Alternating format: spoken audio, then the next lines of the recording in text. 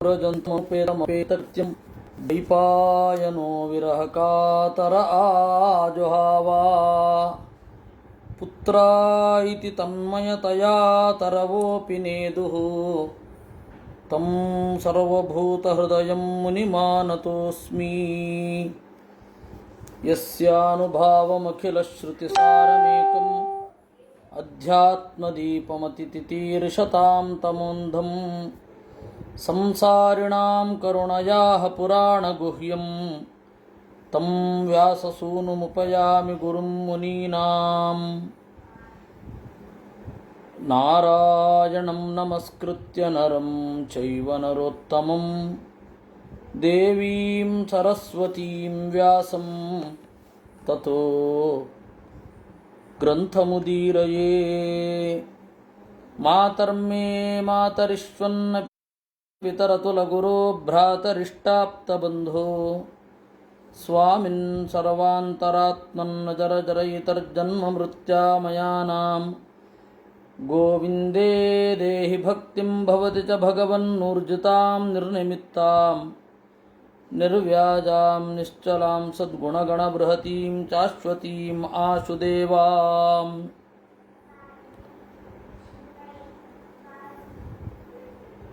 गुणाभिमानी सतदा कर्माणि कुरुते वशः शुक्लं कृष्णं लोहितं वा यथा कर्माभिजायते। ಗುಣಾಭಿಮಾನಿ ತನ್ನ ಇಂದ್ರಿಯಗಳನ್ನು ತಾನು ಎಂದು ತಿಳಿದುಕೊಂಡವ ಅವಶಃ ಪ್ರಕೃತಿ ಗುಣಗಳು ಆ ಪ್ರಕೃತಿ ಕೊಟ್ಟ ಪರಿಸರ ಇವುಗಳಿಗೆ ಒಳಗಾಗಿ ಅವನು ಕೆಲಸವನ್ನು ಮಾಡ್ತಾನೆ.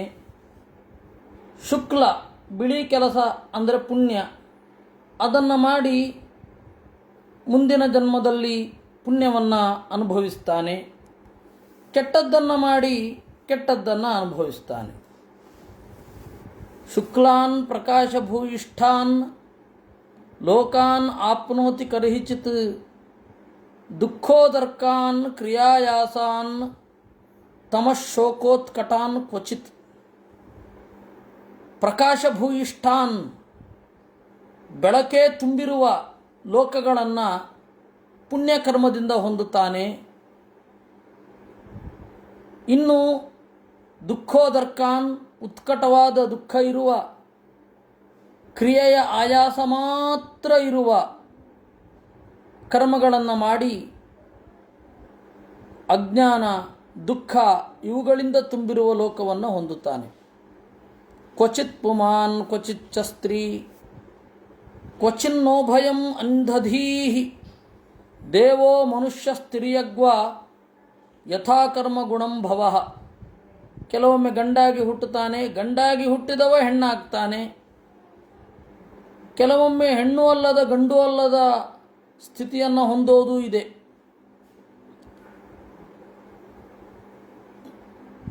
ನಪುಂಸಕನಾಗೋದು.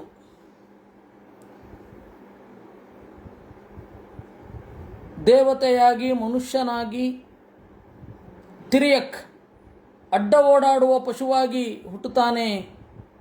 ಯಥಾಕರ್ಮ ಗುಣಂ ಭವಃ ಅವನ ಕರ್ಮಕ್ಕೆ ಅನುಗುಣವಾದ ಹುಟ್ಟನ್ನು ಪಡಿತಾನೆ. ಕ್ಷುತ್ಪರೀತೋ ಯಥಾಧೀನಃ ಸಾರಮೇಯೋ ಗೃಹಂ ಗೃಹಂ ಚರನ್ ವಿಂದತಿ ಯದ್ದಿಷ್ಟಂ ದಂಡಂ ಓದನಮೇವವಾ.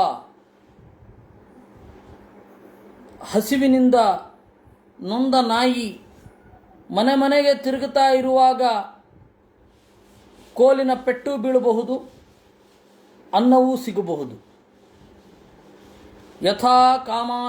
ತಥಾ ಕಾಮಾಶಯೋ ಜೀವ ಉಚ್ಚಾವಚ ಪಥಾ ಭ್ರಮನ್ ಉಪರ್ಯಧೋ ವಾ ಮಧ್ಯೆ ವಾ ಯಾತಿ ದಿಷ್ಟಂ ಪ್ರಿಯಾಪ್ರಿಯಂ.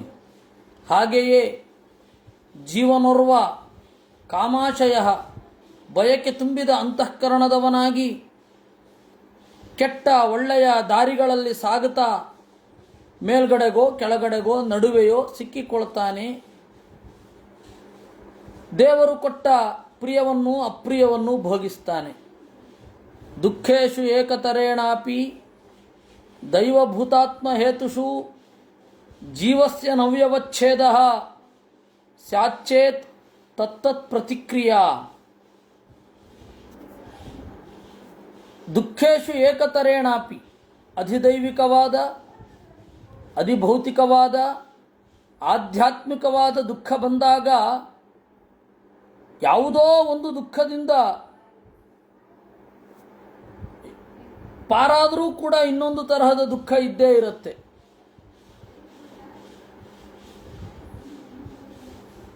ಸುನಾಮಿ, ಭೂಕಂಪ ಮೊದಲಾದ ಯಾವುದೋ ಒಂದು ಉತ್ಪಾತ ನಮ್ಮನ್ನು ಪದೇ ಪದೇ ಕಾಡದಿದ್ದರೂ ಪೂರ್ತಿ ಸುಖಿಗಳು ಅಂತ ಅಲ್ಲ, ಮತ್ತಿನ್ಯಾವುದೋ ಒಂದು ಬರುತ್ತೆ, ನಮಗೆ ಅದರ ಪರಿಚಯವೇ ಇರಲ್ಲ. ಅಗ್ನಿಪರ್ವತ, ವಾಲ್ಕ್ಯಾನೋಸ್, ಅವುಗಳಿಂದ ದೂರದಲ್ಲಿ ಇರ್ತೇವೆ, ಆದರೆ ಇನ್ನೊಂದು ದುಃಖ ಬರುತ್ತೆ. ಇಡೀ ಜೀವನದಲ್ಲಿ ಒಬ್ಬ ಅಧಿದೈವಿಕ ತಾಪವನ್ನೇ ಕಾಣೋದಿಲ್ಲ. ಅವನ ಜೀವಿತಾವಧಿಯಲ್ಲಿ ಅಧಿದೈವಿಕವಾದ ತಾಪವನ್ನೇ ನೋಡೋಲ್ಲ. ಅಧಿದೈವಿಕ ತಾಪ ಅಂತ ಹೇಳಿದ್ರೆ ಈ ಉಪಸರ್ಗಗಳು. ಉಪಸರ್ಗ ಅಂತಂದರೆ ಪ್ರಿಫಿಕ್ಸ್ ಅಂತ ಅರ್ಥ ಅಲ್ಲ. ಉಪಸರ್ಗ ಅಂತಂದರೆ ಈಗ ಬಂದಿರುವ ಭೀಕರವಾದ ಒಂದು ಕೊರೋನಾದಿಗಳು, ಭೂಕಂಪ ಮೊದಲಾದವುಗಳು. ಯಾವುದೋ ಒಂದು ದುಃಖದಿಂದ ಅವನು ಹೊಂದುತ್ತಾನೆ. ಅವನ ಜೀವಿತಾವಧಿಯಲ್ಲಿ ಅದಿರಲ್ಲ, ಬೇರೆ ಇನ್ಯಾವುದೋ ಉತ್ಕಟವಾದ ದುಃಖ ಅವನನ್ನು ಕಾಡತ್ತೆ. ಈ ಮೂರರಿಂದಲೂ ತಪ್ಪಿಸಿಕೊಳ್ಳೋದು ಅಂತ ಆಗೋದೇ ಇಲ್ಲ. ಜೀವಸ್ಯ ನವ್ಯವಚ್ಛೇದಃ ಸ್ಯಾಚ್ಚೇತ್ ತತ್ತತ್ ಪ್ರತಿಕ್ರಿಯಾ. ಇವನು ಪ್ರತಿಕ್ರಿಯೆ ಮಾಡಲಿಕ್ಕೆ ಹೋಗ್ತಾನೆ, ಅದು ದುಃಖವನ್ನೇ ಹೊಂದುತ್ತಾನೆ. ಇದು ಇವನ ಸಮಸ್ಯೆ. ಅದರಿಂದ ನೈಕಾಂತತ ಪ್ರತೀಕಾರ ಕರ್ಮಣಾಂ ಕರ್ಮ ಕೇವಲಂ ಯಥಾ ಹಿ ಪುರುಷೋ ಭಾರಂ ಶಿರಸಾ ಗುರುಮುದ್ವಹನ್ ತಂ ಸ್ಕಂಧೇನ ಸ ಆಧತ್ತೆ ತಥಾ ಸರ್ವಾ ಪ್ರತಿಕ್ರಿಯಾ. ಮುಂದಿನ ಜನ್ಮದಲ್ಲಿ ಆ ಉತ್ಕಟವಾದ ದುಃಖವನ್ನು ಹೊಂದಬಲ್ಲ. ಅಥವಾ ಒಂದು ಇರುತ್ತೆ, ಇನ್ನೊಂದು ಇರಲ್ಲ. ಒಂದು ದುಃಖ ಇರುತ್ತೆ, ಇನ್ನೊಂದು ದುಃಖ ಇರಲ್ಲ, ಅಷ್ಟೇ. ಈ ತರಹದ ದುಃಖ ಅವನನ್ನು ಒಂದಾದರೂ ಹುಡ್ಕೊಂಡು ಬಂದೇ ಬರುತ್ತೆ. ಅದರಿಂದಾಗಿ ನಾವು ಅಂದುಕೊಳ್ಳೋದುಂಟು, ಈ 1920ರಲ್ಲಿ ಈ ಸ್ಪೈನ್ ಫ್ಲೂ ಬಂತು, ಹಕ್ಕಿಜ್ವರ. ಅದಾದ ಮೇಲೆ 100 ವರ್ಷ ಆಗಿ 2020 ಅದೇ ರೀತಿಯಾದದ್ದು ಬಂತು. ಅದರ ಮಧ್ಯದಲ್ಲಿ ಹುಟ್ಟಿ ಮಧ್ಯದಲ್ಲಿ ಸತ್ತಿರ್ತಾರಲ್ಲ, ಅವ್ರಿಗಿದು ಯಾವುದೂ ಇರೋಲ್ಲ ಅಂತ ನಾವು ಅಂದ್ಕೊಳ್ಳೋದುಂಟು. ಆದರೆ ಭಾಗವತ ಹೇಳುತ್ತೆ ಹಾಗಾಗೋಲ್ಲ ಅಂತ. ದುಃಖೇಶು ಏಕತರೇಣಾಪಿ. ಈ 3 ದುಃಖಗಳಲ್ಲಿ ಯಾವುದೋ ಒಂದು ದುಃಖವಾದರೂ ಉತ್ಕಟವಾಗಿ ಕಾಡಿಯೇ ಕಾಡುತ್ತೆ. ಅದರಿಂದ ತಪ್ಪಿಸಿಕೊಳ್ಳಲಿಕ್ಕೆ ಸಾಧ್ಯ ಇಲ್ಲ. ಅದಕ್ಕೆ ಒಂದು ದೃಷ್ಟಾಂತವನ್ನು ಅವರೇ ಕೊಡ್ತಾರೆ. ನಾವು ಪ್ರತ್ಯೇಕ ದೃಷ್ಟಾಂತ ಕೊಡಬೇಕಾಗಿಲ್ಲ. ವೇದವ್ಯಾಸರಿಗೆ ಗೊತ್ತಿದೆ ಎಲ್ಲಿ ಎಲ್ಲಿ ಯಾವ್ಯಾವ ದೃಷ್ಟಾಂತ ಕೊಡಬೇಕು ಅಂತ. ಅವ್ರು ಕೊಟ್ಟ ದೃಷ್ಟಾಂತವೇ ಸಾಕು. ದೃಷ್ಟಾಂತ ಕಥೆಗಳನ್ನೇ ಹೇಳಿ ಉಪನ್ಯಾಸ ಮಾಡೋದು ಎಷ್ಟು ಮಾತ್ರಕ್ಕೂ ಸರಿಯಲ್ಲ. ಒಂದು ಕಾಲದಲ್ಲೇ ಅದರ ಅಗತ್ಯ ಇತ್ತೇನೋ, ಆದರೆ ಈಗ ಅದರ ಅಗತ್ಯ ಇಲ್ಲ. ಯಥಾ ಹಿ ಪುರುಷೋ ಭಾರಂ ಶಿರಸಾ ಗುರುಮುದ್ವಹನ್. ಒಬ್ಬ ತಲೆಯ ಮೇಲೆ ಬಹಳ ಭಾರ ಇರುತ್ತೆ, ಅವನೇನು ಮಾಡ್ತಾನೆ, ತಮ್ಮ ಸ್ಕಂಧೇನ ಸ ಆದತ್ತೆ, ಅದನ್ನು ಹೆಗಲಿಗೆ ವರ್ಗಾಯಿಸಿಕೊಳ್ತಾನೆ. ಆಗಿನ ರಿಲೀಫು ಎಷ್ಟು ಕಾಲದ್ದು, ಎಷ್ಟು ಕಾಲದ ರಿಲೀಫೋ ಅಷ್ಟೇ ದುಃಖಾಭಾವ ಮನುಷ್ಯರಿಗೆ ಇರತಕ್ಕಂಥದ್ದು. ಮತ್ತೆ ಇನ್ನೊಂದು ಬಂದೇ ಬರುತ್ತೆ, ಈ ಜನ್ಮದಲ್ಲೇ ಆಗಲಿ ಮುಂದೆ ಜನ್ಮದಲ್ಲೇ ಆಗಲಿ. ತಥಾ ಸರ್ವಾ ಪ್ರತಿಕ್ರಿಯಾ. ಮನುಷ್ಯನ ರಿಯಾಕ್ಷನ್ ಟು ದ ನೇಚರ್ ಏನಿದೆ, ಇಷ್ಟೇ ರಿಲೀಫನ್ನು ಕೊಡಲಿಕ್ಕೆ ಸಾಧ್ಯ. ಅರ್ಥೇ ಹ್ಯವಿದ್ಯಮಾನೇಪಿ ನೈಕಾಂತತ ಪ್ರತೀಕಾರ ಕರ್ಮಣಾಂ ಕರ್ಮ ಕೇವಲಂ ದ್ವಯಂ ಹ್ಯವಿದ್ಯೋಪಸೃತಂ ಸ್ವಪ್ನೇ ಸ್ವಪ್ನ ಇವಾನಘ ಅದನ್ನು ಹೇಳ್ತಾ ಇದ್ದಾರೆ. ನೈಕಾಂತತ ಪ್ರತೀಕಾರ, ಜೀವ ಈ ತರಹದ ಪ್ರಾಕೃತಿಕವಾದ ಘೋರವಾದ ಆಪತ್ತಕ್ಕೆ ಪೂರ್ತಿಯಾಗಿ ಪ್ರತೀಕಾರ ಮಾಡಲಿಕ್ಕೆ ಆಗೋಲ್ಲ. ಈಗ ದುಃಖದ ತೀವ್ರತೆಯಲ್ಲಿ ಸರ್ಕಾರವನ್ನು ಬೈಯೋದಿದೆ, ಇವತ್ತಿನ ಪ್ರಧಾನಿಯನ್ನು ಬೈಯೋದಿದೆ, ಅದು ದುಃಖದ ಪ್ರತಿಕ್ರಿಯೆ ಅಷ್ಟೇ. ವಾಸ್ತವವಾಗಿ ಯೋಚನೆ ಮಾಡಿದಾಗ ಪ್ರಕೃತಿಯ ಮುಂದೆ ನಮಗೆ ಯಾರಿಗೂ ನಿಲ್ಲಕ್ಕಾಗೋಲ್ಲ. ಇದನ್ನು ತಿಳಿದು ಸಮಾಧಾನದಿಂದ ಇರಬೇಕು, ಬೈದು ಪ್ರಯೋಜನ ಇಲ್ಲ. ಹಾಗಂತ ಹೇಳಿ ದುಃಖ ಆಗಿರಲ್ವಾ, ಬಂಧುಗಳು ಹೋಗ್ತಾರೆ, ಹೌದು ಆಗಿರುತ್ತೆ. ನಮ್ಮ ಕಣ್ಮುಂದೆ ನಮಗಿಂತ ಚಿಕ್ಕವರು ಪ್ರಾಣ ಬಿಡೋದನ್ನು ನೋಡಲಿಕ್ಕೆ ಬಹಳ ಕಷ್ಟ ಆಗ್ತದೆ. ನನಗಿಂತ ಚಿಕ್ಕವರೇ ಪ್ರಾಣ ಬಿಡ್ತಾ ಇದ್ದಾರೆ, ಇನ್ನು ನಿಮಗಿಂತ ಚಿಕ್ಕವರು ಕೇಳ್ತಾ ಇರುವವರಲ್ಲಿ ಎಷ್ಟು ಜನ ತಮಗಿಂತ ಚಿಕ್ಕವರನ್ನು ಕಳ್ಕೊಂಡಿದ್ದೇವೆ. ಮೊನ್ನೆ ನಮ್ಮ ಕಣ್ಣೆದುರಿಗೆ ಬೆಳೆದವರು, ನಮಗೆ ವಿದ್ಯಾಭ್ಯಾಸದಲ್ಲಿ ಕಿರಿಯರಾದವರು ಸತ್ತೋಗಿರೋದನ್ನು ನೋಡ್ತಾ ಇರ್ತೇವೆ. ಒಂದೋ ಕೊರೋನಾದಿಂದ, ಒಂದೋ ಕೊರೋನಾದ ಭಯದಿಂದ. ನಾವು ಈ ಉತ್ಕಟವಾದ ದುಃಖದಿಂದ ಈ ದೇಶವನ್ನು ಬೈಯೋದು, ದೇಶದ ಪ್ರಧಾನಿಯನ್ನು ಬೈಯೋದು, ದುಃಖದಿಂದ ಸರಿ, ದುಃಖೋದ್ರೇಕದಿಂದ ಬೈತೇವೆ. ಆದರೆ ವಾಸ್ತವವಾಗಿ ನೋಡಿದಾಗ ಮನುಷ್ಯನ ಮಿತಿಯನ್ನು ಅಷ್ಟೇ ಅರ್ಥ ಮಾಡಿಕೊಳ್ಬೇಕು. ನೈಕಾಂತತ ಪ್ರತೀಕಾರ ಕರ್ಮಣಾಂ ಕರ್ಮ ಕೇವಲಂ. ಕರ್ಮಕ್ಕೆ ಕರ್ಮವೇ ಪ್ರತೀಕಾರ ಆಗಲಿಕ್ಕೆ ಸಾಧ್ಯ ಇಲ್ಲ. ನಾವಿವತ್ತು ಆ ಹಂತದಲ್ಲಿದ್ದೇವೆ. ಈ ಬರಬೇಕಿತ್ತು, ಬಂದಾಗ ಪ್ರತೀಕಾರ ಮಾಡಬೇಕಿತ್ತು. ಈ ತರಹ ರಿಯಾಕ್ಷನ್ ಮೋಡಿನಲ್ಲಿ ಕೆಲಸ ಮಾಡಲಿಕ್ಕೆ ಆಗೋಲ್ಲ. ಪ್ರಕೃತಿಯ ಕರ್ಮಕ್ಕೆ ನಮ್ಮ ಕರ್ಮ ಪ್ರತೀಕಾರ ಆಗೋಲ್ಲ. ಪ್ರಕೃತಿ ಒಂದು ಘೋರವಾದ 100 ವರ್ಷಗಳಿಗೊಮ್ಮೆಯೋ ಅಥವಾ ಯಾವುದೋ ಒಂದು ಟೈಮ್ ಲೈನಿನಲ್ಲಿ, ಒಂದು ಆವೃತ್ತಿಯಲ್ಲಿ ಘೋರವಾದ ಆಪತ್ತನ್ನು ತಂದು ಕೊಡುತ್ತೆ. ನಮಗೆ ಅದು ರಿಯಾಕ್ಟ್ ಮಾಡಲಿಕ್ಕೆ ಆಗೋಲ್ಲ. We are not capable to do this. ಉಲ್ಟಾ ಮಾಡಲಿಕ್ಕೆ ಆಗೋಲ್ಲ. ಅದಕ್ಕೆ ಭಾಗವತ ಹೇಳಿದ್ದು ನೈಕಾಂತತ ಪ್ರತೀಕಾರ. ನಾವು ಆ ಸಂದರ್ಭದಲ್ಲಿ ಮಾಡದೆ ಕೂತ್ಕೊಳ್ತೀವ, ಮಾಡ್ತೇವೆ. ವೈದ್ಯ ನೋಡ್ಕೊಳ್ತೇವೆ, ಸಾಕಷ್ಟು ಎಚ್ಚರ ವಹಿಸ್ತೇವೆ. ಹಾಗಂತ ಹೇಳಿ ಕೇವಲಂ ಏಕಾಂತತಃ ಕರ್ಮಣಾಂ ಪ್ರತೀಕಾರ ಕರ್ಮ ನ. ಅದರಿಂದ ದ್ವಯಂ ಹೆವಿದ್ಯೋಪಸೃತಂ ಸ್ವಪ್ನೇ ಸ್ವಪ್ನ ಇವಾನಘ. ಎರಡೂ ಕೂಡ ಅವಿದ್ಯೋಪಸೃತಂ, ಕರ್ಮಕ್ಕಾಗಿ ಬೇರೆಯವರ ನಿಂದೆ, ಉತ್ಕಟವಾದ ನಿಂದೆ. ಕರ್ಮದಿಂದ ನಾವು ಏನೋ ಮಾಡಿಬಿಡ್ತೇವೆ ಅಂತನ್ನುವ ಒಂದು ಹುಕ್ಕಿ, ಉತ್ಸಾಹ, ಎಂಥೂಸಿಯಾಸಮ್ ಅಂತ ಹೇಳ್ತಾರಲ್ಲ, ಇದೆರಡೂ ಕೂಡ ಅವಿದ್ಯೋಪಸೃತಂ, ಅಜ್ಞಾನದಿಂದ ಬಂದದ್ದು. ಎಲ್ಲ ಕಡೆ ಕೊರೋನಾ ಬಂತು, ಸುನಾಮಿ ಬಂತು, ಆಮೇಲೆ ಎಲ್ಡಾರೋಡೋ ಅಂತ ಹೇಳಿ ಒಂದು ಭೀಕರ ನ್ಯಾಚುರಲ್ ಡಿಸಾಸ್ಟರ್ ಇದೆ, ಅದು ಬಂತು. ಅದಕ್ಕೆ ನಾವೇನೋ ಮಾಡಿಬಿಡ್ತೇವೆ, ಅಥವಾ ಮಾಡಬೇಕಿತ್ತು ಅವರು ಮಾಡಿಲ್ಲ ಅಂತ ಹೇಳಿ ಅವರನ್ನು ನಿಂದನೆ ಮಾಡೋದು, ಇವೆರಡೂ ಕೂಡ ಅಜ್ಞಾನದಿಂದ ಹೊರಟದ್ದು. ಪ್ರಯತ್ನ ಪಡಬಾರದು ಅಂತ ಹೇಳ್ತಾ ಇಲ್ಲ, ಪ್ರಯತ್ನ ಫಲ ಸಿಗತ್ತೆ ಎನ್ನುವ ಅತಿಯಾದ ಆತ್ಮವಿಶ್ವಾಸ ಬೇಡ ಅಂತಷ್ಟೇ ಹೇಳ್ತಾ ಇರೋದು, ಪ್ರಯತ್ನ ಬೇಡ ಅಂತ ಹೇಳ್ತಾ ಇಲ್ಲ. ಇನ್ನು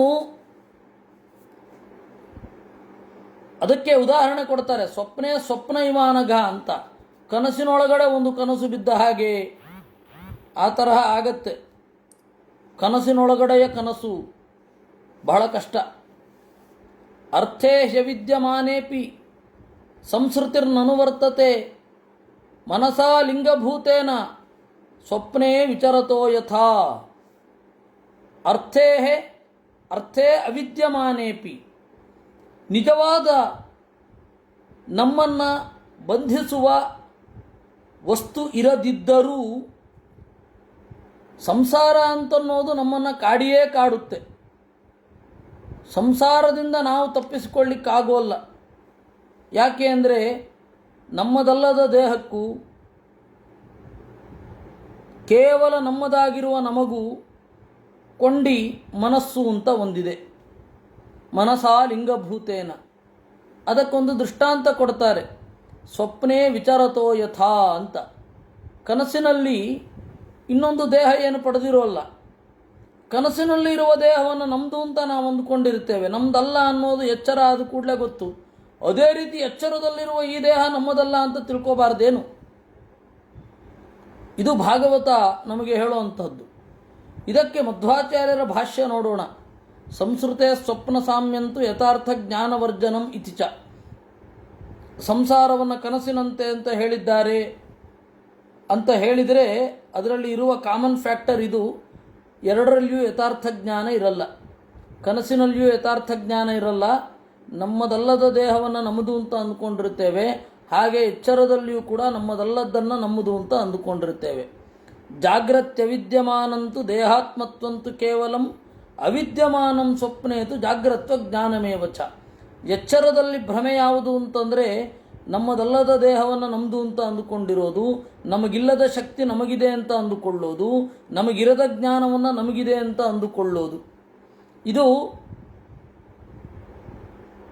ಇರತಕ್ಕಂತಹದ್ದು. ಇನ್ನು ಕನಸಿನಲ್ಲಿ ಇರತಕ್ಕಂತಹ ಸಮಸ್ಯೆ ಯಾವುದು ಅಂತಂದರೆ ಕನಸಿನ ಅವಸ್ಥೆಯನ್ನು ಕನಸಿನಲ್ಲಿ ಇದು ಜಾಗೃತ ಕಾಲ ಅಂತ ಅಂದ್ಕೊಂಡಿರ್ತೇವೆ. ಎಚ್ಚರ ಅಂತ ಕನಸಿನಲ್ಲಿದ್ದಾಗ ಕನಸನ್ನು ಕನಸು ಅಂತ ಅಂದುಕೊಳ್ಳಲ್ಲ ಯಾರು ಕೂಡ. ಕನಸಿನಿಂದ ಹೊರಬಂದಾಗ ಅದು ಕನಸು ಅಂತ ಗೊತ್ತಾಗತ್ತೆ ವಿನಃ ಕನಸಿನ ಒಳಗಡೆ ಇದು ಕನಸು ಅಂತ ಅನಿಸಿರೋಲ್ಲ. ಅದು ಎಚ್ಚರ ಅಂತ. ಆ ಪಾರ್ಟ್ ಮಾತ್ರ ಭ್ರಮೆ. ಅವಿದ್ಯಮಾನಂ ಸ್ವಪ್ನೇತು ಜಾಗ್ರತ್ವ ಜ್ಞಾನಮೇವ ಚ ಇತಿ ಷಾಡ್ಗುಣ್ಯ. ಅದರಿಂದಾಗಿ ಈ ದೃಷ್ಟಾಂತವನ್ನು ಇಷ್ಟಕ್ಕೆ ಮಾತ್ರ ಸೀಮಿತಗೊಳಿಸಿಕೊಳ್ಳಬೇಕು. ನಮ್ಮ ಮನಸ್ಸು ಬಹಳ ವಿಚಿತ್ರ. ನಾವು ಈ ನಾಟಕವನ್ನು ಹೇಗೆ ನೋಡಿ ರಸವನ್ನು ಆಸ್ವಾದನೆ ಮಾಡ್ತೇವೆ ಅನ್ನುವಲ್ಲಿ ಭಾರತೀಯ ಅಲಂಕಾರ ಶಾಸ್ತ್ರದ ಪದ್ಧತಿಯಲ್ಲಿ ಬಹಳ ಥಿಯರಿಗಳಿವೆ. ಸ್ವಲ್ಪ ಭ್ರಮೆ, ಸ್ವಲ್ಪ ಪ್ರಮೆ ಮಿಶ್ರಿತವಾಗಿದ್ದರೆ ಮಾತ್ರ ನಾಟಕದ ರಸವನ್ನು ಆಸ್ವಾದನೆ ಮಾಡಲಿಕ್ಕಾಗತ್ತೆ ಅಂತ. ಇವನು ರಾಮ ಅಲ್ಲ, ನಮ್ಮ ಮನೆಯ ಪಕ್ಕದಲ್ಲಿ ಇರುವ ಒಬ್ಬ ವ್ಯಕ್ತಿ ಅಂತ ಅಂದುಕೊಂಡ್ಬಿಟ್ರೆ ರಾಮಾಯಣದ ರಸಾಸ್ವಾದ ಆಗಲ್ಲ. ರಾಮಾಯಣವನ್ನು ಹಾಗೆ ಅಂತ ಅಂದುಕೊಂಡ್ಬಿಟ್ರೆ ಇದು ನಾಟಕ ಅಂತ ಅಂದುಕೊಳ್ಳದೆ ಇವನು ರಾಮ ಅಂತ ಅಂದುಕೊಂಡ್ರೆ ಅವನನ್ನು ಹೋಗಿ ಬೇಡಿಕೊಂಡು ಮುಕ್ತಿಯನ್ನೇ ಪಡಿಬಹುದು. ಅದರಿಂದಾಗಿ ನಾಟಕದಲ್ಲಿ ರಸಾಸ್ವಾದನೆ ಅನ್ನೋದು ಪ್ರಮೆ ಮತ್ತು ಭ್ರಮೆಗಳ ಮಿಶ್ರಣ. ಅದೇ ರೀತಿ ಯಾವುದನ್ನು ಎಷ್ಟು ತೆಗೆದುಕೊಳ್ಬೇಕು ಅಂತ ಒಂದು ಔಚಿತ್ಯ ಪ್ರಜ್ಞೆ ನಮ್ಮ ಮನಸ್ಸಿನಲ್ಲಿ ಆಟೋಮೆಟಿಕ್ ಆಗಿರುತ್ತೆ. ಅದು ಏನು ಪ್ರಯತ್ನ ಪಡಬೇಕಾಗಿಲ್ಲ.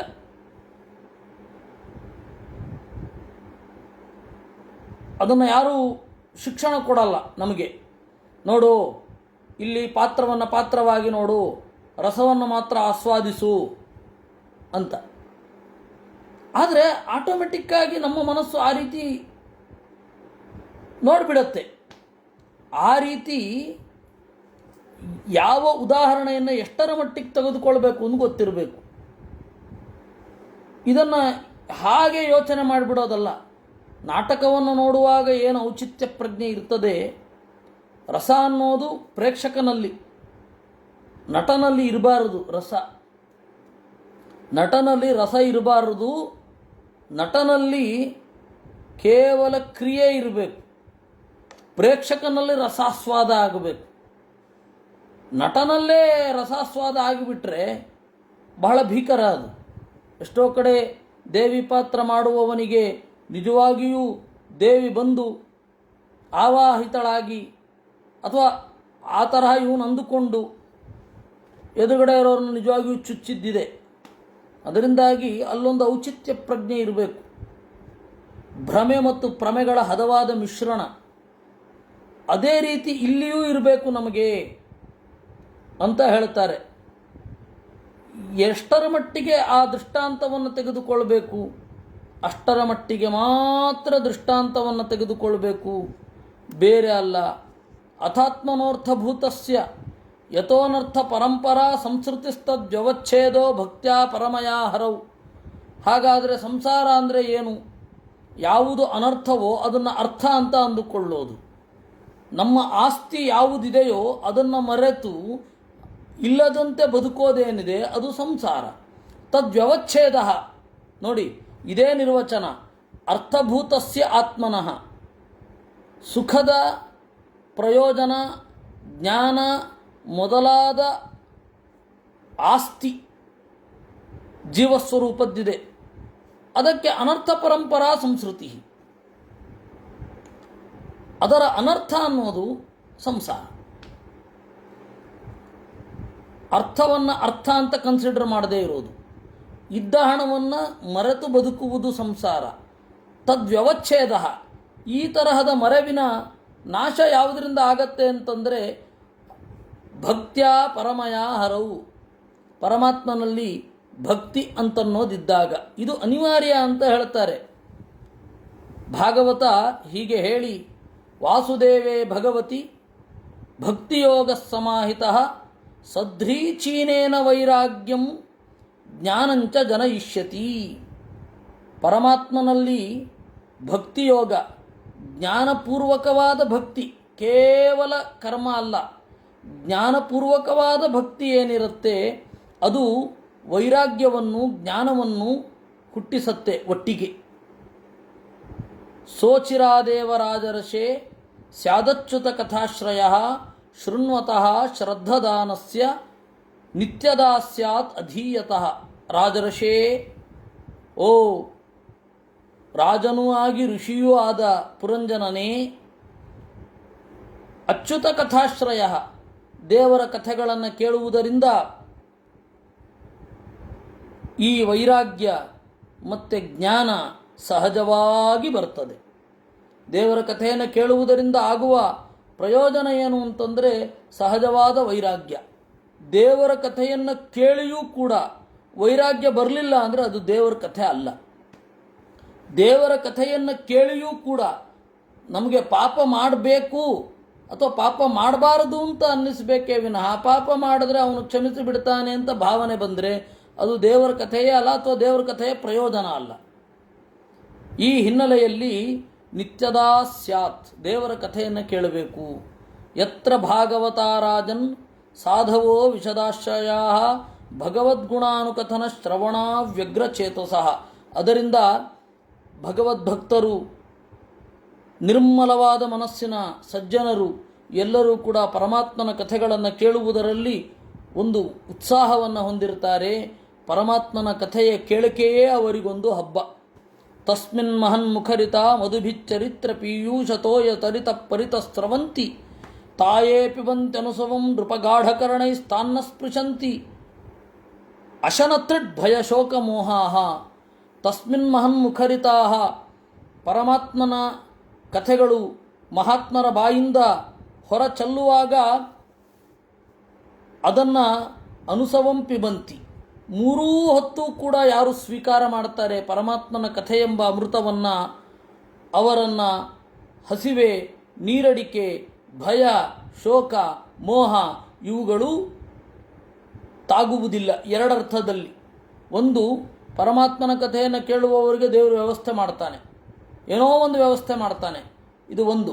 ಎರಡನೆಯದ್ದು, ಇದು ಇನಿಷಿಯಲ್ ಸ್ಟೇಜಲ್ಲಿ. ಇದು ಪಕ್ವ ಆದಮೇಲೆ ಅವರಿಗೆ ಆಹಾರದ ಅಗತ್ಯವೂ ಇರಲ್ಲ,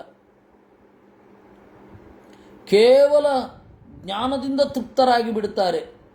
ಉದಾಹರಣೆಗೆ ಪರೀಕ್ಷಿತ್ ರಾಜ ಇದ್ದ ಹಾಗೆ. ಏತೈರುಪದ್ರುತೋ ನಿತ್ಯಂ ಜೀವಲೋಕ ಸ್ವಭಾವಜೈ ನ ಕರೋತಿ ಹರೇರ್ನೂನಂ ಕಥಾಮೃತ ನಿಧೌ ರತಿಂ. ಆದರೆ ಪ್ರಾಕೃತಿಕವಾದ ವಿಕೋಪ, ಪ್ರವಾಹ ಇತ್ಯಾದಿಗಳು, ಕೊರೋನಾ, ಸಾಮೂಹಿಕ ರೋಗ ಇತ್ಯಾದಿಗಳು, ಇವುಗಳಿಂದ ಉಪದ್ರುತರಾಗಿ ಆದಿಭೌತಿಕ, ಆದಿದೈವಿಕ, ಆಧ್ಯಾತ್ಮಿಕ ತಾಪತ್ರಯಗಳಿಂದ ಬಾಧೆಗೊಳಗಾಗಿ ಜೀವಲೋಕ ನಕರೋತಿ ಹರೇರ್ನೂನಂ, ಪರಮಾತ್ಮನ ಕಥಾರತಿಯನ್ನು ಮಾಡುವಷ್ಟು ಪುರುಸೋತ್ತೇ ಇರೋಲ್ಲ.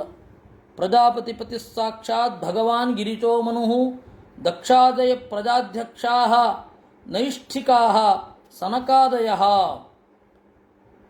ಬೇಕಾಷ್ಟು ಜನ ಇದ್ದಾರೆ. ಪ್ರಜಾಪತಿಪತಿ ಸಾಕ್ಷಾತ್ ಭಗವಾನ್. ಪ್ರಜಾಪತಿಪತಿ ಯಾರು? ಸಾಕ್ಷಾತ್ ಸದಾಶಿವ, ಮನು, ದಕ್ಷ, ಇವರೆಲ್ಲ ಪ್ರಜಾಪತಿಗಳು. ನೈಷ್ಠಿಕಾ ತನಕಾದಯ,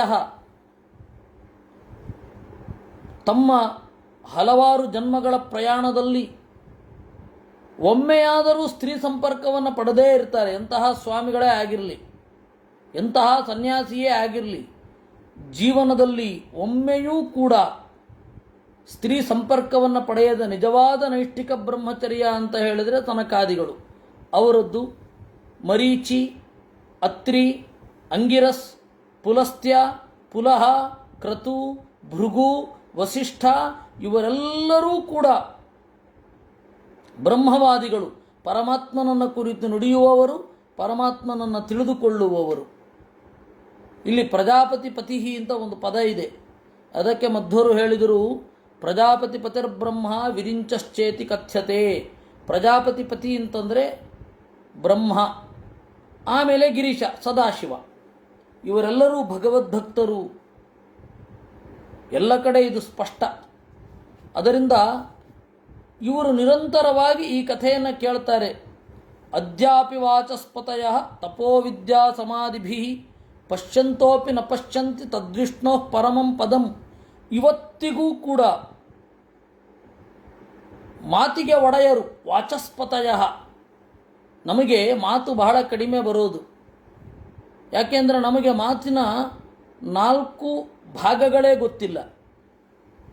ಗುಹಾತ್ರೀಣಿ ವಚನಾನಿ ನೆಂಗಯಂತಿ ತುರೀಯಂ ವಾಚೋ ಮನುಷ್ಯ ವದಂತಿ ಅಂತ ನಮಗೆ ಈ 3/4 ಭಾಗದ ಮಾತು ಮರೆತು 1/4 ಭಾಗದ ಮಾತು ಉಳಿದು ನಾವು ನಿರಂತರವಾಗಿ ಮಾತಾಡ್ತಾ ಇರ್ತೇವೆ. ನಮಗೆ ಮಾತು ಗೊತ್ತು ಅಂತ. ಈ ಲೆಫ್ಟಿಸ್ಟ್ಗಳಿಗೆಲ್ಲ ಒಂದು ದೊಡ್ಡ ರೋಗ. ನೋಮ್ ಚಾಮ್ಸ್ಕಿ ಮನುಕುಲದ ಮಾತುಗಾರ ಅಂತ ಯಾರು ಹೇಳಿದ್ದು? ಅವರು ವ್ಯಾಸತೀರ್ಥರನ್ನು ನೋಡಿಲ್ಲ. ವ್ಯಾಸತೀರ್ಥರು ಹೋಗಲಿ, ಅವ್ರ ಮುಂದೆ ಬಚ್ಚ. ಯಾರು? ಗದಾಧರನ ಮಾತಿನ ರೀತಿಗಳನ್ನು ನೋಡಿಲ್ಲ. ಇವ್ರನ್ನೆಲ್ಲ ನೋಡಿದರೆ ಅವರು ಎದೆ ಹೊಡ್ಕೊಂಡು ಸತ್ತೋಗ್ಬಿಡ್ತಾರೆ. ಜಗದೀಶ ತರ್ಕಾಲಂಕಾರ ಅವ್ರನ್ನ, ಅವರೇ ಆಗಿರಬೇಕಾದ್ರೆ ಇನ್ನು ವ್ಯಾಸತೀರ್ಥರು ಅವ್ರನ್ನೆಲ್ಲ ನೋಡಿದ್ರೆ ಇನ್ನೂ ಯಾಸ್ಕರು, ಮಧ್ವರು, ಅವರ ಪದಗಳ ವಿವೇಚನೆಯ ಕ್ರಮ, ಭಾಷಾಶಾಸ್ತ್ರದ ವ್ಯವಸ್ಥೆ, ಇವುಗಳನ್ನೆಲ್ಲ ನೋಡಿದ್ರೆ ಅವ್ರಿಗೆ ಅದು ಎದೆ ಹೊಡ್ಕೊಂಡು ಸಾಯೋದಷ್ಟೇ ಬಾಕಿ ಇರೋದು, ಇನ್ನೇನೂ ಇಲ್ಲ. ಆದರೆ ದೇವರ ದೇಹದಿಂದ ಅವ್ರಿಗೆ ಅದು ಯಾವುದೂ ಗೊತ್ತೇ ಆಗಿಲ್ಲ. ಆಚಿನವರಿಗೆ ಈಚೆ ಗೊತ್ತಿಲ್ಲ, ಈಚಿನವರಿಗೆ ಆಚೆ ಗೊತ್ತಿಲ್ಲ. ಇದು ಎರಡೂ ಕೂಡ ಗೊತ್ತಿದ್ದರೆ ಅದು ಐಡಿಯಾ ಇರುತ್ತೆ.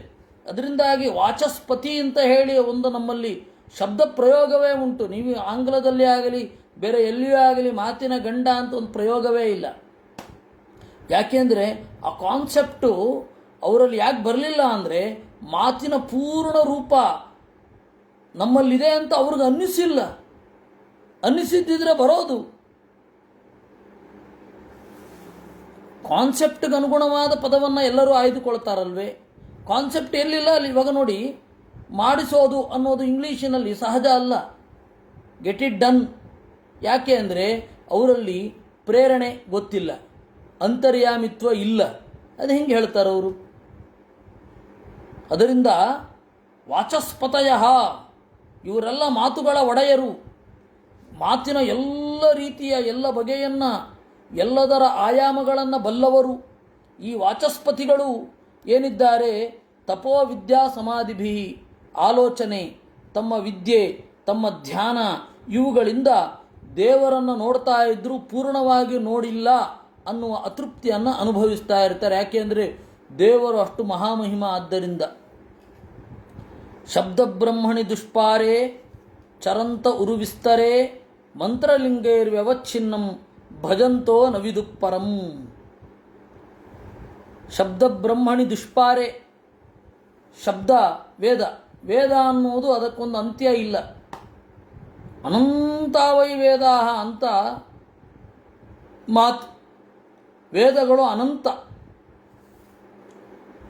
ನಮಗೆ ಇಷ್ಟು ವೇದ ಇದೆ ಅಂತ ಹೇಳಲಿಕ್ಕೆ ಅಲ್ಲ, ನಮ್ಮ ಕಾಲದಲ್ಲಿ ಇಷ್ಟು ಸಿಕ್ಕಿದೆ ಅಂತ ಹೇಳ್ಬಹುದಷ್ಟೆ.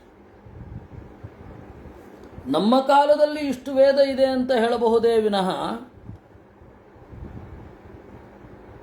ನಾವು ಅಧ್ಯಯನ ಮಾಡದೆ ಬಿಟ್ಟರೂ ಕೂಡ ಆ ವೇದ ಎಲ್ಲೋ ಒಂದು ಕಡೆ ಇರುತ್ತೆ, ಯಾರಲ್ಲಿಯೋ ಜೀವಂತವಾಗಿ ಇರುತ್ತೆ. ಮತ್ತೆ ಯಾವಾಗ ಅದನ್ನು ಜಗತ್ತಿನ ಗಮನಕ್ಕೆ ತರಬೇಕು ಅನ್ನೋದು ದೇವರಿಗೆ ಬಿಟ್ಟ ವಿಚಾರ. ಆದರೆ ವೇದ ಅನ್ನೋದು ಅನಂತ.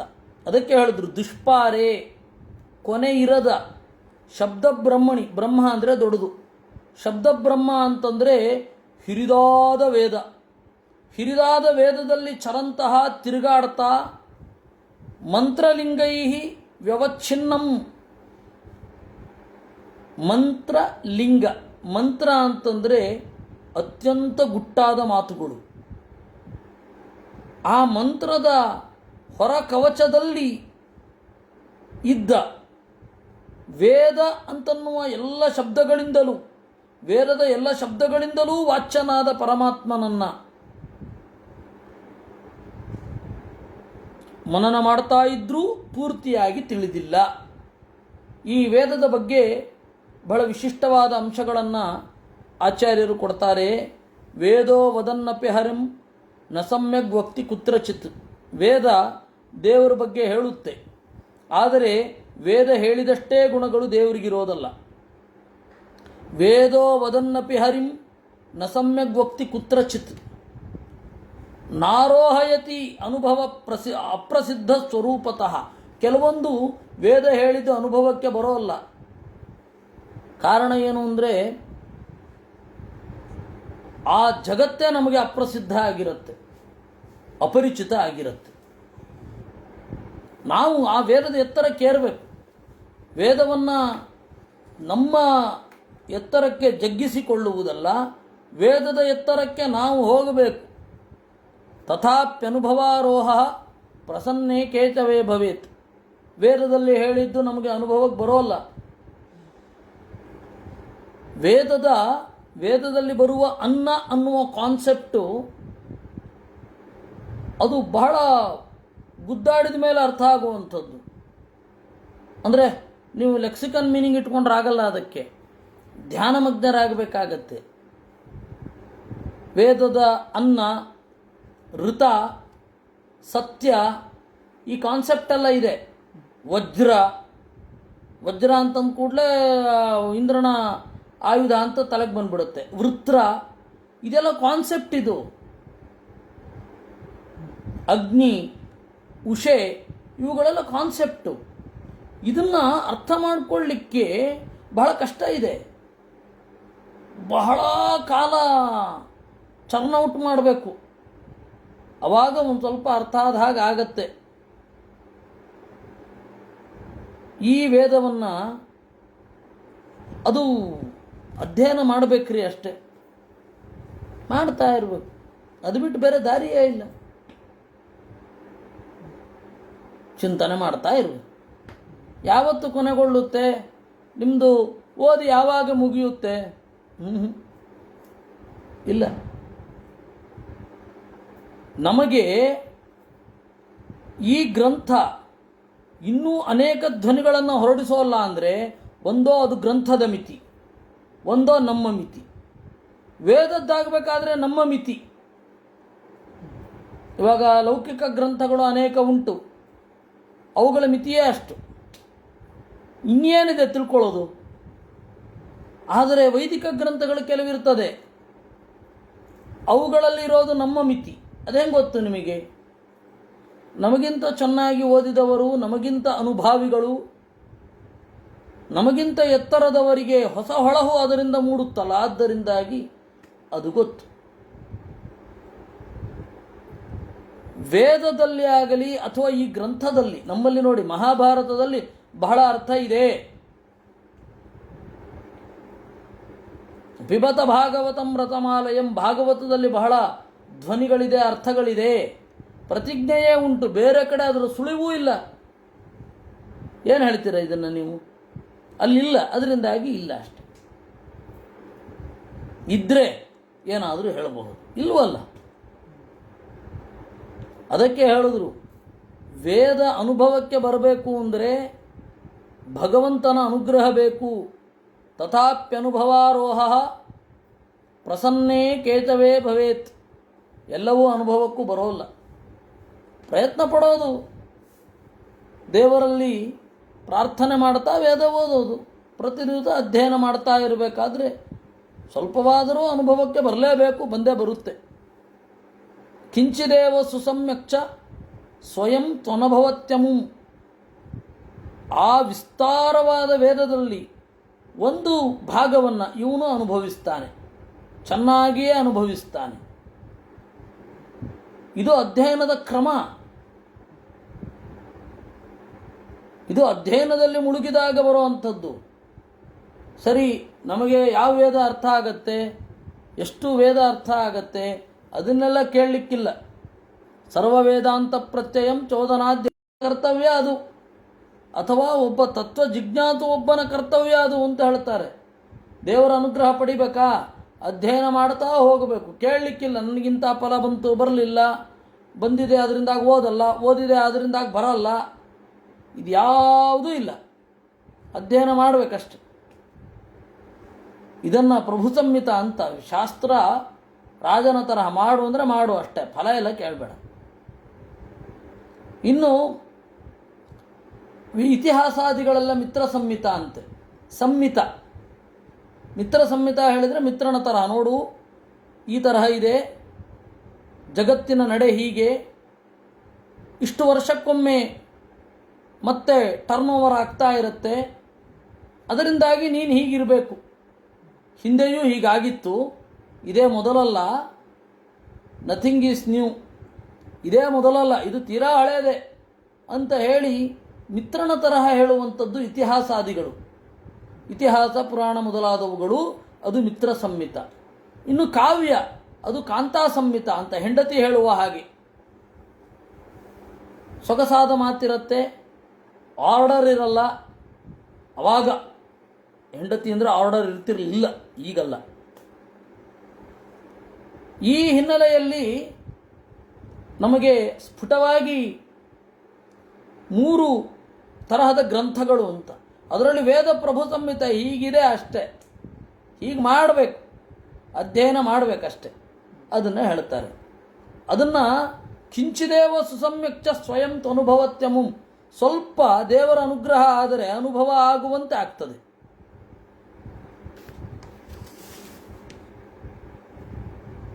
ಸರ್ವೇಷಾಮಪಿ ಜಂತೂನಾಂ ಸತತಂ ದೇಹಪೋಷಣೆ ಅಸ್ತಿ ಪ್ರಜ್ಞಾ ಸಮಾಯತ್ತ ಕೋ ವಿಶೇಷಃ ತಯಾ ನೃಣಾಂ.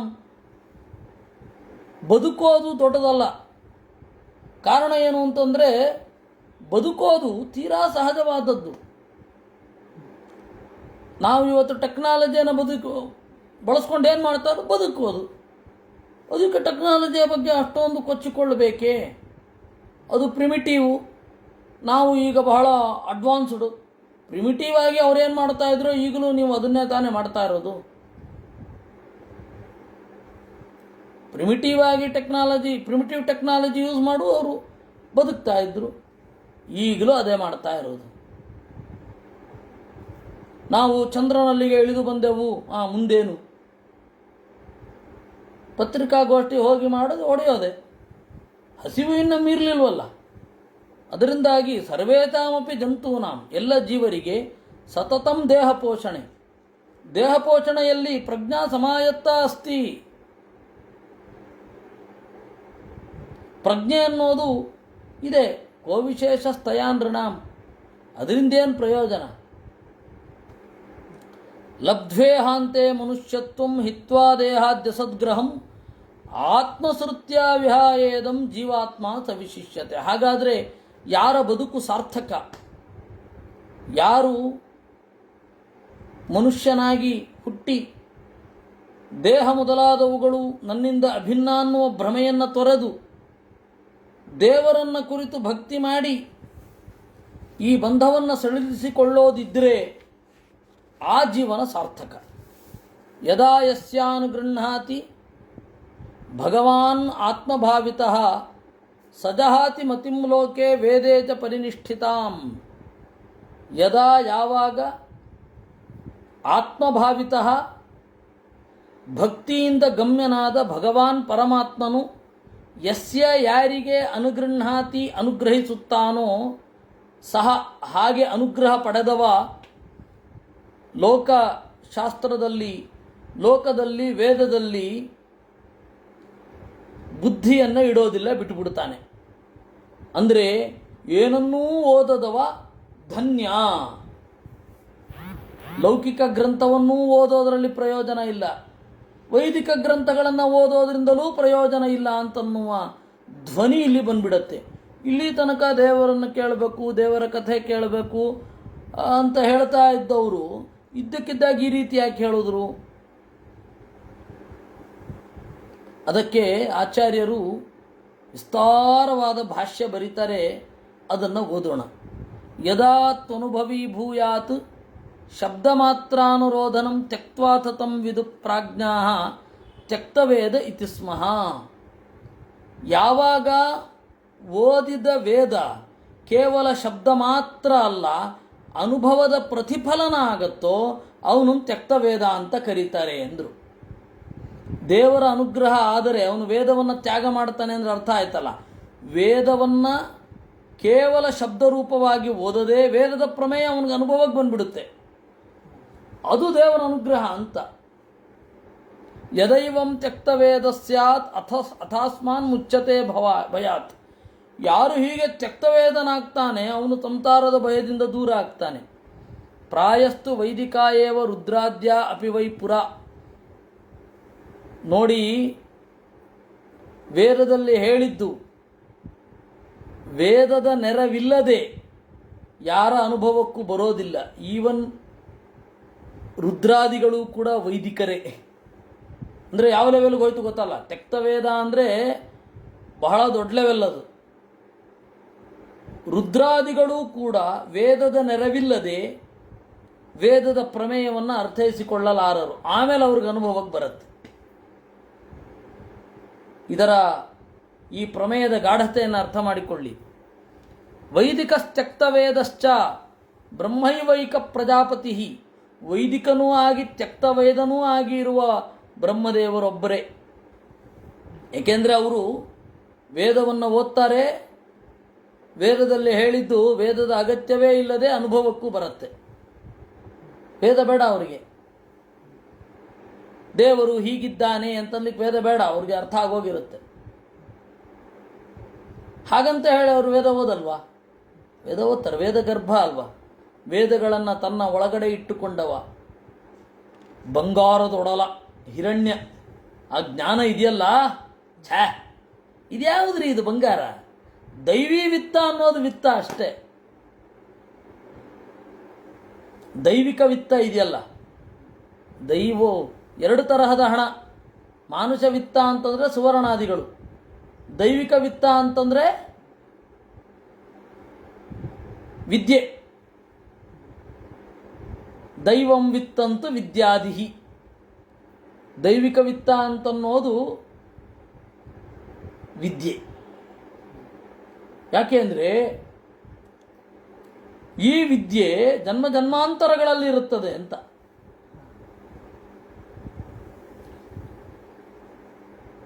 ಅದರಿಂದಾಗಿ ವೈದಿಕರು ಹೌದು, ಹಿರಣ್ಯ ಗರ್ಭ ಅಲ್ವೇ, ವೇದ ಗರ್ಭ ಅಲ್ವೇ ಅವರು ಬ್ರಹ್ಮದೇವರು. ನಿಮಗೆ ಬ್ರಹ್ಮದೇವರ ಪೂರ್ಣ ಪರಿಚಯ ಆಗಬೇಕು ಅಂತಂದರೆ ಲಿಂಗ ಪುರಾಣ ಓದಬೇಕು. ಛಾ, ಅಲ್ಲಿ ಆಗುವಷ್ಟು ಬ್ರಹ್ಮದೇವರ ಪರಿಚಯ ಬೇರೆ ಯಾವುದರಲ್ಲೂ ಆಗಲ್ಲ. ನಿಮಗೆ ಆಶ್ಚರ್ಯ ಅನ್ಸುತ್ತೆ. ಶಿವಪುರಾಣ ಅಂತ ಅಂದ್ಕೊಂಡ್ರೆ ಶಿವನನ್ನು ಹೇಳೋದಲ್ಲ. ಶಿವನಿಗೆ ವಾಯು ಹೇಳಿದ ಪುರಾಣ ಶಿವಪುರಾಣ, ಅದು ವಾಯುಪುರಾಣವೂ ಹೌದು. ನಿಮಗಿನ್ನೊಂದು, ಹೇಗೆ ಗರುಡ ಪುರಾಣ ಅಂದರೆ ಗರುಡನಿಗೆ ನಾರಾಯಣ ಹೇಳಿದ ಪುರಾಣ ಗರುಡ ಪುರಾಣವೋ ಹಾಗೆ ಶಿವಪುರಾಣ ಅಂದರೆ ಹಾಗೆ ಕೇಳುವವರ ಹೆಸರಿನಲ್ಲಿರುವ ಪುರಾಣ ಅದು. ನಮಗೆ ಪುರಾಣಗಳ ಬಗ್ಗೆ ಏನೋ ಕಲ್ಪನೆಗಳಿರುತ್ತೆ, ಆದರೆ ಒಳಗಡೆ ಹೋದರೆ ಇರೋದೇ ಬೇರೆ. ಅದರಿಂದಾಗಿ ಬ್ರಹ್ಮದೇವರೊಬ್ಬರೇ ವೈದಿಕರೂ ಹೌದು, ತ್ಯಕ್ತವೇದರೂ ಹೌದು. ತತಸ್ತು ಕೇಶವಂ ಭಕ್ತ್ಯಾ ಸಂಪೂಜ್ಯ ಬಹುಜನ್ಮಸು ತ್ಯಕ್ತವೇದತ್ವಮಾಪನ್ನ ಪ್ರಸಾದಾತ್ ಪರಮೇಷ್ಠಿನಃ. ಬ್ರಹ್ಮ ಪದವಿಗೆ ಬರುವವರು ಪರಮಾತ್ಮನ ಉತ್ಕಟವಾದ ಅನುಗ್ರಹದಿಂದ ತ್ಯಕ್ತವೇದರಾಗಿರ್ತಾರೆ.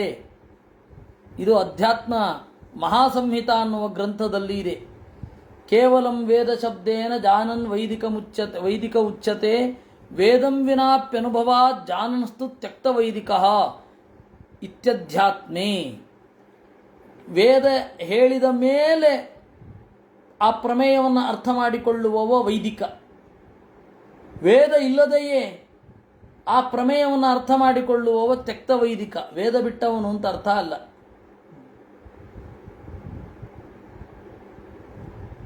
ತತ್ವಂ ವೇದಾನುಸಾರೇಣ ಚಿಂತಯನ್ ವೇದಿಕೋ ಭವೇತ್ ವೇದ ಊಹಾಮನುತರೆ ಜಸ್ಯ ಸ ತ್ಯಕ್ತ ವೈದಿಕ ಇತಿ ಷಾಡ್ಗುಣ್ಯೇ. ವೇದದ ಶಬ್ದಗಳನ್ನು ಚಿಂತಿಸಿ ತತ್ವವನ್ನು ತಿಳಿಯುವವ ವೈದಿಕ. ವೇದದ ನೆರವೇ ಇಲ್ಲದೆ ವೇದ ಹೇಳಿದ ಪ್ರಮೇಯವನ್ನು ಅರ್ಥ ಮಾಡಿಕೊಳ್ಳುವವ ತ್ಯಕ್ತ ವೈದಿಕ. ಹೀಗೆ ತ್ಯಕ್ತವೇದ ಅಂತ ಕರೀತಾರೆ. ಈಗ ಬನ್ನಿ ಈ ಶ್ಲೋಕಕ್ಕೆ ಬರೋಣ ಮತ್ತೆ ವಾಪಸ್. ಈ ಶ್ಲೋಕದಲ್ಲಿ ಏನು ಹೇಳಿದೆ? ಯದಾ ಯಾವಾಗ ಆತ್ಮಭಾವಿತಃ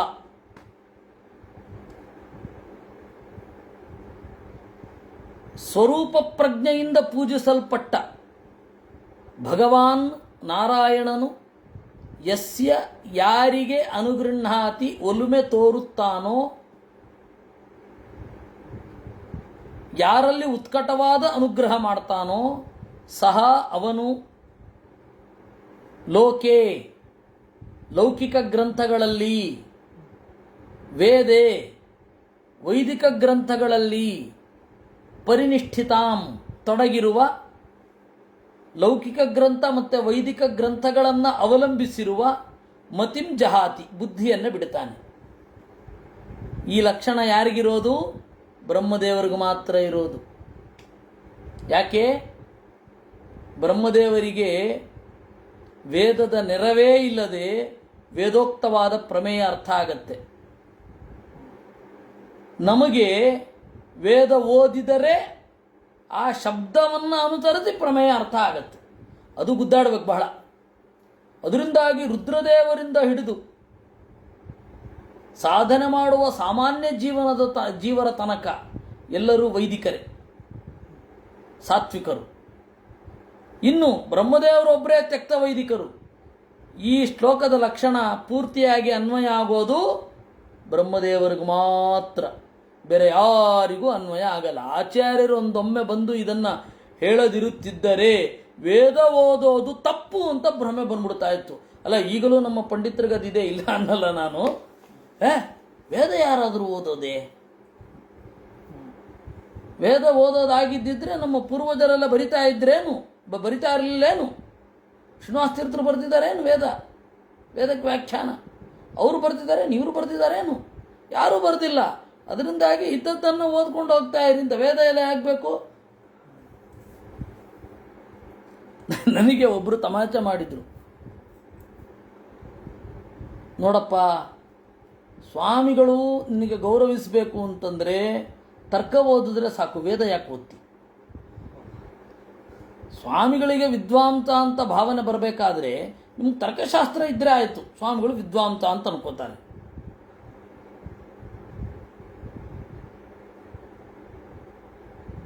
ವೇದ ಎಲ್ಲ ಓದಿದ್ರೆ ಇವನು ಯಾರೋ ನಮ್ಮವನಲ್ಲ ಅಂತ ಬಿಟ್ರೆ ಅಂತ. ಬಹಳ ದುರಂತ ಅಂದರೆ ಬೇಜಾರಿಂದ ಹೇಳಬೇಕಾಗತ್ತೆ. ಹೌದು, ವೇದಾಂತ ಓದುವವರು ವೇದ ಓದೋದಿಲ್ಲ. ವೇದ ಓದುವವರನ್ನ ತಮಾಷೆ ಬೇರೆ ಮಾಡ್ತಾರೆ. ಓಹ್, ವೇದ ಓದ್ತಾ ಇದ್ದಾರೆ, ಯಾಕೆ ಬೇಕೋ ಏನೋ ಅಂತ. ಅಧ್ಯಯನ ಅನ್ನೋ ತಪಸ್ಸು. ಸ್ವಾಧ್ಯಾಯ ಪ್ರವಚನೇಯೇ ವೇತಿ ನಾಕೋ ಮೌದ್ಗಲ್ಯ ತದ್ಧಿತಪಸ್ತದ್ಧಿತಪಃ ಅಂತ ಹೇಳಿದ ಮೇಲೂ ಕೂಡ ಬೇಕಿಲ್ಲ ಅಂತ ಹೇಳುವವರು ಜಾಸ್ತಿ ಇದ್ದಾರೆ ಇವತ್ತು. ಹಾಗಾಗದೇ ಇರಲಿ, ದೇವರು ಅವರೆಲ್ಲರಿಗೂ ಒಳ್ಳೆಯ ಬುದ್ಧಿಯನ್ನು ಕೊಡಲಿ. ವೇದೋಕ್ತವಾದ ಪ್ರಮೇಯಗಳಿಂದ ದೇವರನ್ನು ಪೂಜಿಸುವಂತಹ ಬುದ್ಧಿ ಅವರೆಲ್ಲರಿಗೂ ಕೊಟ್ಟು ಸಮಾಜವನ್ನು ದೇವರು ಒಳ್ಳೆಯ ಮಾರ್ಗದಲ್ಲಿ ನಡೆಸಲಿ ಅಂತಷ್ಟೇ ನಾವು ಕೇಳಿಕೊಳ್ಳಬಹುದು. ಹೀಗಾಗಿ ತ್ಯಕ್ತವೇದರು ಅಂತ ಹೇಳಿದ್ರೆ ಅವರೊಬ್ಬರೇ. ನಾವ್ಯಾರು ತ್ಯಕ್ತವೇದರಾಗಲಿಕ್ಕೆ ಸಾಧ್ಯ ಇಲ್ಲ. ಅವೈದಿಕರಾಗಬಹುದೇ ವಿನಃ ತ್ಯಕ್ತವೇದರಾಗಲಿಕ್ಕೆ ಸಾಧ್ಯ ಇಲ್ಲ. ತಸ್ಮಾತ್ ಕರ್ಮಸು ಬರಹಿಷ್ಮನ್ ಅಜ್ಞಾನಾತ್ ಅರ್ಥಕಾಶಿಷು ಮಾರ್ಥದೃಷ್ಟಿಂ ಕೃತಾಶ್ಚೋತ್ರ ಸ್ಪರ್ಶಿಷು ಅಸ್ಪೃಷ್ಟ ವಸ್ತುಷು. ಕಥೆಯನ್ನು ಸ್ವಲ್ಪ ಅಲ್ಲಿಗೆ ನಿಲ್ಲಿಸಿ ತಕ್ಕ ಬರ್ತಾರೆ ನಾರದರು. ಬರಹಿಷ್ಮನ್ ಪುರಂಜನನ ಕಥೆ ಈ ರೀತಿ ಕೊನೆಗೊಳ್ಳುತ್ತೆ. ಪುರಂಜನನ ಕಥೆ ಉಂಟಲ್ಲ, ಅದು ಬಹಳ ವಿಚಿತ್ರ. ಅದು ಕೊನೆಗೊಳ್ಳೋದು ಅಬ್ರುಪ್ಟೆಂಡ್ ಅಂತ ಅನ್ನಿಸುತ್ತೆ. ಅದರ ಅರ್ಥದಿಂದ ಬಂದದ್ದನ್ನು ನಾವು ಚಿಂತನೆ ಮಾಡಬೇಕು. ತಸ್ಮಾತ್ ಕರ್ಮಸು ಬರಹಿಷ್ಮನ್, ಎಲೈ ಬರಹಿಷ್ಮನ್, ಕರ್ಮಸು, ಕರ್ಮ ಅಜ್ಞಾನ ಇದ್ದರೆ ಕರ್ಮ ಅನ್ನೋದು ಪೂರ್ತಿ ಪ್ರಯೋಜನವನ್ನು ಕೊಡಲ್ಲ. ಮಾರ್ಥದೃಷ್ಟಿಂ ಕೃತಾಹ, ಅದರಿಂದಾಗಿ ಕರ್ಮವೇ ಪ್ರಯೋಜನ, ಕರ್ಮವೇ ಕರ್ಮಕ್ಕೆ ಪ್ರಯೋಜನ ಅಂತ ಅಂದುಕೋಬೇಡ. ಕರ್ಮದ ಪ್ರಯೋಜನ ಜ್ಞಾನ. ಸ್ವಲೋಕಂ ನ ವಿದುಸ್ತೆ ವೈ ಯತ್ರ ದೇವೋ ಜನಾರ್ದನ ಆಹುರ್ಧೂಮ್ರಧಿಯೋ ವೇದಂ ಸಕರ್ಮಕ ಮತದ್ವಿಧ. ವೇದದಲ್ಲಿ ದೇವರ ಸ್ವರೂಪ ವಿವೇಚನೆ, ಸ್ವರೂಪ ಮೀಮಾಂಸೆ ಇರ್ತದೆ. ವೇದವನ್ನು ಓದಿದವರು ಅದನ್ನು ಓದಲಿಲ್ಲ ಅಂತಂದರೆ ವೇದ ಓದಿದ ವೇಸ್ಟ್. ಅವರು ಧೂಮ್ರದೀಯ, ಹೊಗೆ ಕವಿದ ಬುದ್ಧಿಯವರು. ಸಕರ್ಮಕಂ, ವೇದ ಅನ್ನೋದು ಕರ್ಮ ಹೇಳುತ್ತೆ ಅಷ್ಟೇ ರೀ. ವೇದ ಅರ್ಥ ಎಲ್ಲ ಎಂಥದ್ದು? ವೇದ ಹೇಳಿದ್ದನ್ನು ಮಾಡಿದ್ರೆ ಫಲ ಸಿಗತ್ತಷ್ಟೇ, ಅರ್ಥ ಎಲ್ಲ ಬೇಕಿಲ್ಲ ಅಂತಾರವರು. ಆಸ್ತೀರ್ಯದರ್ಭೈ ಪ್ರಾಗಗ್ರ್ಯೈ ಕಾರ್ತ್ಸ್ನೇನ ಕ್ಷಿತಿಮಂಡಲಂ ತಥೋ ಬೃಹದ್ವಧಾನ್ಮಾನಿ ಕರ್ಮನಾವೈಷಿ ಯತ್ಪರಂ. ನೋಡು, ಪ್ರತಿಯೊಂದು ಕಡೆ ಪೂರ್ವ ದಿಕ್ಕಿಗೆ ಅಭಿಮುಖವಾಗಿ ದರ್ಭೆಯನ್ನು ಹಾಕಿದ್ದು, ಯಾಗ ಮಾಡಿದ್ದು, ದರ್ಭೆ ಹಾಕಿದ್ದು, ಯಾಗ ಮಾಡಿದ್ದು. ಬೃಹದ್ವಧಾತು, ಪ್ರಾಣಿಗಳನ್ನೆಲ್ಲ ಕೊಂದು ಮಾನಿ, ಓ ದೊಡ್ಡ ಕರ್ಮ ಮಾಡ್ತಾ ಇದ್ದೇನೆ ಅಂತ. ಕರ್ಮದ ಒಂದು ಪ್ರಾಬ್ಲಮ್ ಏನು ಗೊತ್ತಾ? ಮಾಡ್ತಾ ಅಹಂಕಾರ ಬಂದ್ಬಿಡುತ್ತೆ. ಓ ನಾನಿಷ್ಟು ಮಾಡ್ತಾ ಇದ್ದೀನಿ ಅಂತ. ಅದರಿಂದ ದೂರ ಆಗಿರಲಿಕ್ಕೆ ನಾವು ಏಕಾಂತದಲ್ಲಿ ಮಾಡಿಕೊಂಡು ಲೋಕಾಂತದಲ್ಲಿ ಅಕರ್ಮಿಗಳಾಗಿ ವಿಕರ್ಮಿಗಳಾಗಿ ತೋರಿದ್ರೂ ಚಿಂತೆ ಇಲ್ಲ. ನಮ್ಮ ಮನಸ್ಸು ಅಲ್ಲಿಗೆ ಹೋಗಬಾರದು. ವಸ್ತುತಃ ನಾವೇ ನಮ್ಮನ್ನು ಎಚ್ಚರದಿಂದ ನೋಡ್ಕೊಳ್ಬೇಕು. ನಾನು ಕರ್ಮನಿಷ್ಠ ಒಂದು ಹೇಳಿ ನನಗನ್ನಿಸ್ಬಾರ್ದು. ದೇವರು ಹೇಳಿದ್ದಾರೆ, ಸಾಧ್ಯವಾದಷ್ಟು ಮಾಡ್ತಾ ಇದ್ದೇನೆ ಅಂತ ಇರಬೇಕು. ಬೇರೆಯವರನ್ನು ನೋಡಬೇಕು. ಅವ್ರು ಗೊತ್ತಾಗದೆ ಹೋದರೆ ಶ್ರೇಯಸ್ಸು ಅಂತ ಅಂದುಕೋಬೇಕು.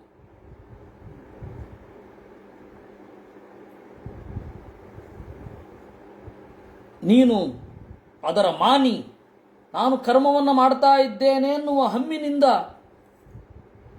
ಹೊರಡ್ತಾ ಇದ್ದಿ. ಇಡೀ ಭೂಮಂಡಲವನ್ನು ನಿನ್ನ ಯಾಗದ ಹೊಗೆಯಿಂದ ಮುಚ್ಚಿಬಿಟ್ಟಿದ್ದಿ.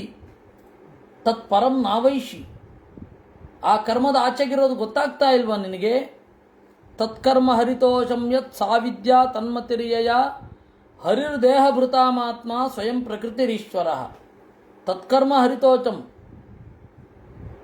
ಕರ್ಮ ಸಫಲ ಆಗಿದೆ ಅನ್ನೋದಕ್ಕೆ ದೇವರ ಪ್ರೀತಿ ಕಾರಣ. ದೇವರ ಪ್ರೀತಿ ಆಯಿತು ಅಂತಂದರೆ ಕರ್ಮ ಸಫಲ. ದೇವರ ಪ್ರೀತಿ ಆಗಿದೆ ಅಂತ ಹೆಂಗೆ ಗೊತ್ತಾಗುತ್ತೆ ಅಂದರೆ ದೇವರಲ್ಲಿ ಆಸಕ್ತಿ ಮೂಡಿದ್ರೆ, ದೇವರ ಕಥೆಯನ್ನು ಕೇಳಬೇಕು ಅಂತ ಆಸಕ್ತಿ ಮೂಡಿದ್ರೆ, ವೇದದ ಮೂಲಕ ದೇವರನ್ನು ನಾನು ಚಿಂತನೆ ಮಾಡಬೇಕು ಅಂತ ಆಸಕ್ತಿ ಮೂಡಿದ್ರೆ ದೇವರ ಅನುಗ್ರಹ ಆಗಿದೆ ಅಂತ ಅರ್ಥ. ಸಾ ವಿದ್ಯೆ ಅಂದರೆ ಅದು ತನ್ಮತಿರಿಯಯ, ದೇವರ ಬಗೆಗಿನ ಅರಿವು ಮೂಡ್ತಾ ಹೋದರೆ ಅದು ವಿದ್ಯೆ. ಹರಿರ್ ದೇಹ ಭೃತಾಮಾತ್ಮ ಸ್ವಯಂ ಪ್ರಕೃತಿರೀಶ್ವರ, ಎಲ್ಲ ಜೀವರ ಅಂತರ್ಯಾಮಿಯಾಗಿರುವ ನಾರಾಯಣ ಅವನು ಪ್ರೀತನಾಗಲಿ ಅಂತ ಹೇಳಿ ಅವನ ಅರಿವಿಗಾಗಿ ಕೆಲಸ ಮಾಡಬೇಕು. ತತ್ಪಾದ ಮೂಲಂ ಚರಣಂ ಯತಕ್ಷೇಮೋ ನೃಣಾಮಿಹ ಸವೈ ಪ್ರಿಯತಮೋ ಹ್ಯಸ್ಯ ಯತೋ ನ ಭಯಮಣ್ವಪಿ ಇತಿ ವೇದ ಸವೈ ವಿದ್ವಾನ್ ಯೋ ವಿದ್ವಾನ್ ಸಗುರುರ್ ಹರಿಹಿ. ದೇವರ ಅಡಿದಾವರೆಗಳಿಗೆ ಮೊರೆ ಹೊಕ್ಕಬೇಕು, ಅದು ಮನುಷ್ಯರಿಗೆ ಕ್ಷೇಮ. ಸವೈ ಪ್ರಿಯತಮೋ ಹ್ಯಸ್ಯ, ಯಾರು ದೇವರ ಒಲುಮೆಯನ್ನು ಪಡೆದಿರ್ತಾನೆ ಅವನಿಗೆ ಭಯ ಇರೋಲ್ಲ. ಯಾರಿಗೆ ಭಯ ಇರೋದಿಲ್ಲ ಅವನು ದೇವರ ದಾರಿಯಲ್ಲಿದ್ದಾನೆ ಅಂತ ಅರ್ಥ. ಯಾವುದಕ್ಕೂ ಭಯ ಪಡೋದಿಲ್ಲ, ಬಂದದ್ದನ್ನು ಸ್ವೀಕಾರ ಮಾಡ್ತೇನೆ ಅಂತ ಈ ಆತಂಕ ಟೆನ್ಷನ್ನು ಯಾರಿಗಿರಲ್ಲ ಅವನು ದೇವರ ಒಲುಮೆಯಲ್ಲಿ ದೇವರ ದಾರಿಯಲ್ಲಿದ್ದಾನೆ ಅಂತ ಅರ್ಥ. ನೆಮ್ಮದಿಯಿಂದ ಇರಬೇಕು, ಒಳಗಡೆ ಅಲುಗಬಾರದು. ಇತಿವೇದ ಸವೈ ವಿದ್ವಾನ್ ಯೋ ವಿದ್ವಾನ್ ಸಗುರುರ್ ಹರಿಹಿ, ಯಾರು ಇದನ್ನು ತಿಳಿದಿದ್ದಾನೆ ಅವನು ಜ್ಞಾನಿ. ಪ್ರಶ್ನ ಏವಂ ಹಿ ಸಂಚಿನ್ನೋ ಭವತ ಪುರುಚರ್ಚಭಾ ಅತ್ರ ಮೇ ವದತೋ ಗುಹ್ಯಂ ನಿಶಾಮಯ ಸುನಿಶ್ಚಯಂ.